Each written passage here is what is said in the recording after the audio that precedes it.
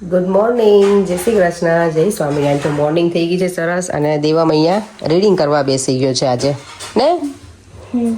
ચાલ આજે સવારમાં એક મસ્ત શ્લોક બોલી દે દેવમ. કયો બોલીશ? પેલું સરસ્વતી નમસ્તુભ્યમ એ આવડે છે ને તને? સરખો બેસને બોલી દે આજે. ચાલ.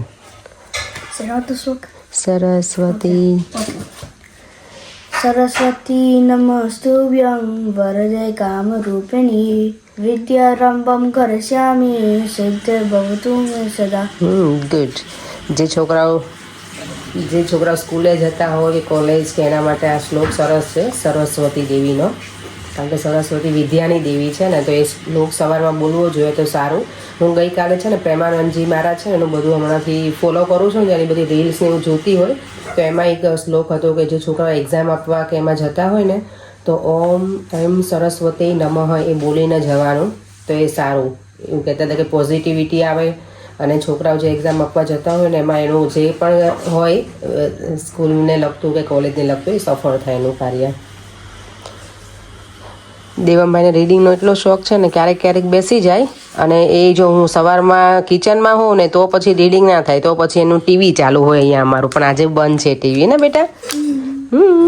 હમણાં તું જો તારી સ્કિન કાળી કાળી થતી જાય છે. સનમાં તમે બહુ પ્લે કરો બેટા આઉટસાઇડ? હે?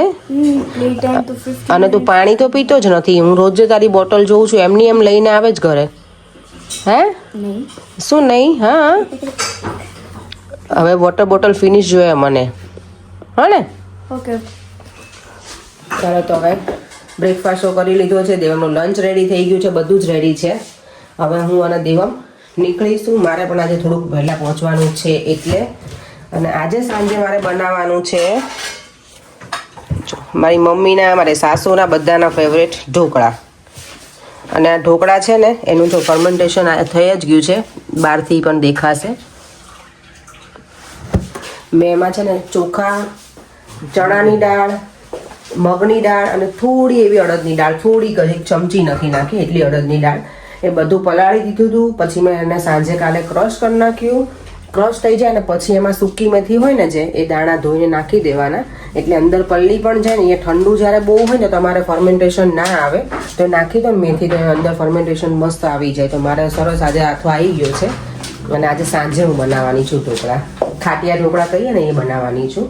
અને એની જોડે લસણની ચટણી. તો આજે સાંજે બહુ કામ નહીં રહે, કારણ કે આ રેડી જ છે. ખાલી મસાલો કરી અને સ્ટીમ કરી દેવાના, આને કંઈ વઘારવાના હોય નહીં એટલે. ચાલો તો હવે સલૂન ઉપર જવા નીકળીએ. વાતાવરણે અચાનક પલટી મારી દીધી, પાછું ઠંડુ થઈ ગયું છે. ચાલો પરેંગ મને મૂકવા આવે છે. મારે બીજા સ્ટેશન પર આવવું પડ્યું. અમારા ઘરથી નજીકનું સ્ટેશન છે ને એટલે અહીંથી ટ્રેન આજે બંધ છે. કંઈક બીજા સ્ટોપ ઉપર કંઈક થયું હશે એટલે લોકો આખી લાઈન જ બંધ કરી દે. ત્યારે થોડી વાર માર્કેટમાં ફરી લઉં. આજે પાછું અધર સાઈડ જ આવી છું માર્કેટમાં. દર વખતે બીજી બાજુ જાઉં ને, આજે અલગ સાઈડ છું. પણ આજે એટલા બધા સ્ટોલ નથી લાગેલા, ઠંડુ થઈ ગયું છે એકદમ. વિન્ટરનું હોય ને વેધર એવું થઈ ગયું છે અત્યારે. બધા જેટલા પણ સલૂનમાં આવે ને કે બહુ ઠંડી લાગે છે. જો બહાર અહીંયા કોઈ બેઠું નથી આજે. નોર્મલી છે ને હમણાંથી તો વેધર સારું હતું તો બધા બહાર જ હોય.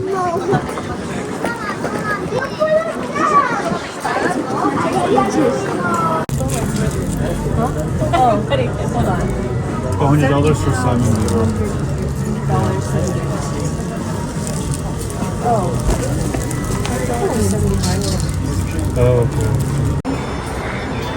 વીકડેઝમાં અને જો આવા વેધરમાં આટલી ભીડ છે અહીંયા માર્કેટમાં. મને માર્કેટમાં ના આવું ને તો મજા ના આવે, એટલે એકવાર તો હું ચક્કર લગાવું જ. ફ્રી પડું ને તો આજે ફ્રી હતી પણ ઠંડીના લીધે છે ને થોડું બહાર નીકળવાની ઈચ્છા નહોતી થતી, પણ તોય ફાઇનલી નીકળી હું બહાર. ચાલો થોડી વાર ફરી લઉં અને પછી પાછા જઈશું સલૂનમાં. કંઈક ગમે તો લઈ લઉં. વોલેટ લઈને નથી આવી પણ એપલ પે કરી દઈશ. જો દેવમને વચ્ચે છે ને એને સ્કૂલમાં હતું ને 1940 ત્યારે આવી હેટ પહેરવાની હતી. જે ડોગી કેવલા મસ્ત પ્લે કરે છે ને. એક તો નાનું તો કેટલું ક્યુટ લાગે છે ને, જો મસ્ત.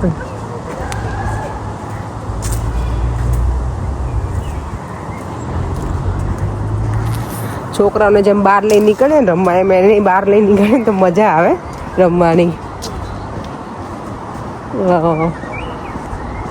ચાલો હવે ઘરે જઈએ ઘરે જઈને કુકિંગ કરીએ અને ડિનર કરી અને પછી બેસીશું. આજે અચાનક જ ઠંડીનું પ્રમાણ વધી ગયું છે ને તો વધારે ઠંડી લાગે છે અત્યારે તો. હવે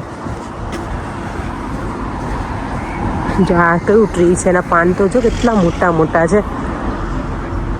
કયું ટ્રી હશે એ તો ખબર જ નથી. આવા ટ્રી આપણે ઇન્ડિયામાં તો જોયા જ ના હોય એટલે કાંઈ આઈડિયા જ નથી. ચાલો જો ઘરે આવીને ડ્યુટી શરૂ થઈ ગઈ છે કિચનની. અહીંયા છે આદુ મરચાં અને લસણ. આજે બનાવવાના છે મેં જેમ કીધું તેમ સવારમાં ખાટિયા ઢોકળા. જો એકદમ મસ્ત હાથો આવી ગયો છે. આમાં બારે એટલી દેખાય છે જાડી જાડી. હવે બધો મસાલો કરવા માટે પહેલાં આદુ મરચાં અને લસણની પેસ્ટ બનાવી નાખી દઈશ અને પછી એમાં હળદર અને મીઠું એટલું જ નાખીશ અને લીલા ધાણા. અને જ્યારે બનાવવાનું હશે ને ત્યારે એક એક પ્લેટમાં સોડા એડ કરતી જઈશ અને નાખતી જઈશ. આગળની પ્રોસેસ તમારી જોડે હું પાછી શેર કરું. ચાલો પેલી બાજુ જતો રહે અને ચાલુ કરતો બસ. કેટલું દહીં તેલ નાખું હજી નાખું. હા જો અહીંયા પરેંગ મને હેલ્પ કરે છે ચટણી બનાવવામાં. લસણની ચટણી છે ને એ રેડી જ હતી મારી બનાવેલી. એમાં ખાલી તેલ નાખી અને એને મિક્સ કરી દેવાની બરાબર. અમારો વિડીયોગ્રાફર જરાક વધારે પડતો દોઢ ડાયો થાય છે. બરાબર જ છે, કાંઈ દોડાયો નથી છોકરો. સી ઓકે પછી એમાં હજી નાખવું પડશે પરેંગ તેલ. હજી નાખવાનું. ઓકે આમાં એટલે આ પોડી આટલી બધી અમે યુઝ નહીં કરીએ. થોડીક પડી રહેશે તો શાકમાં એમાં ચાલી જશે. અને અહીંયા મારે ઢોકળાના બેટરમાં જો મેં બધું હવે એડ કરી દીધું છે. આદુ મરચાં લસણ લીલી કોથમીર હળદર અને મીઠું. અને પછી એને બરાબર મિક્સ કરી દેવાનું.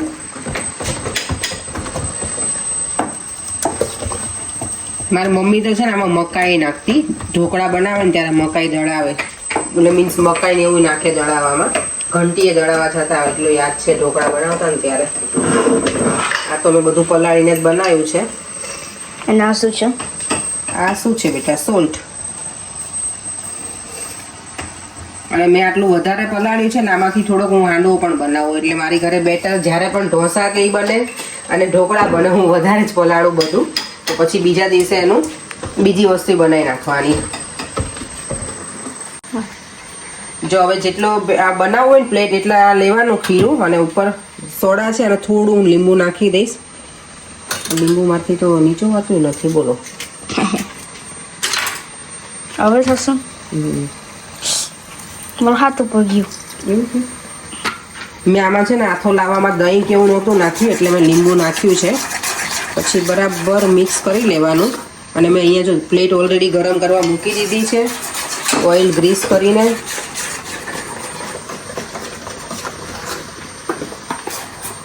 જય ગણપતિ બાપા.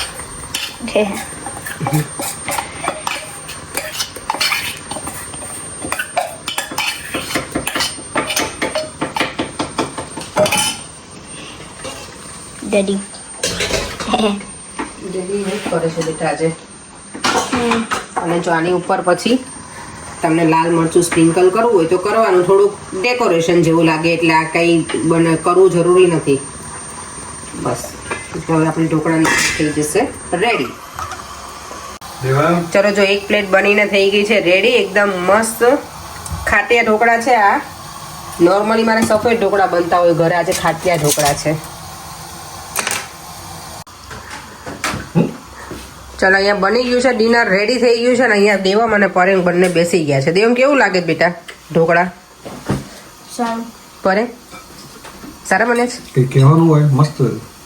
ઓકે જો લાલ પીળા શું કહો પરેંગ તમારી ભાષામાં? લાલ પીળા ઢોકળા. લાલ ચટણી સાથે મજા આવે.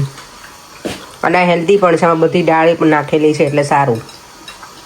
ચલો જો બેડરૂમમાં આવી ગયા છીએ. દેવમી સૂઈ ગયો છે અને પરેંગ પણ. એટલે હું અહીંયા બેસીને વ્લોગ કરું છું. આજે જયમીન મોદી છે ને એમની કોમેન્ટ હતી કે દેવમને છે ને ભગવાન સ્વામિનારાયણની ચેષ્ટા બોલાવો ને એમ. તો એને સ્વામિનારાયણ ભગવાનની ચેષ્ટા એને આવડે છે. ચાલુ હોય ને ટીવીમાં તો મોઢે એને નથી આવડતી પણ ચાલુ હોય ત્યારે એ જોડે જોડે ગાતો હોય છે. તો હવે જ્યારે ગાશે ને ત્યારે હું ચોક્કસથી મૂકીશ વિડીયોમાં. તો થેન્ક યુ સો મચ. અને બીજી છે ડીડી શાહ. એમની કોમેન્ટ છે તમારું ગાર્ડન બતાવજો ને રિનોવેશન કરાવો છો ને તો. પણ હજી પત્યું જ નથી તો શું બતાવું. બની જશે ને પછી તમારા જોડે ચોક્કસથી શેર કરીશ. બિલ્ડર બહુ ઢીલો છે. બિલ્ડર બહુ વધારે પડતો જવાનો ઢીલો છે, બહુ ટાઈમ લઈ લીધો છે. હવે અમે બહુ કંટાળી ગયા છે, પણ હવે કાંઈ ઓપ્શન છે નહીં. તો બની જશે એટલે ચોક્કસથી તમારા લોકો સાથે અમે શેર કરીશું. ચાલો હવે વિડીયોનો એન્ડ કરી દઈએ. ફરીથી મળીશું કાલે નવા વિડીયો સાથે. બાય બાય, જય શ્રી કૃષ્ણ, જય સ્વામિનારાયણ. અને જો વિડીયો ગમ્યો હોય તો લાઇક, શેર અને મારી યુટ્યુબ ચેનલને સબસ્ક્રાઈબ કરવાનું ના ભૂલતા. બાય.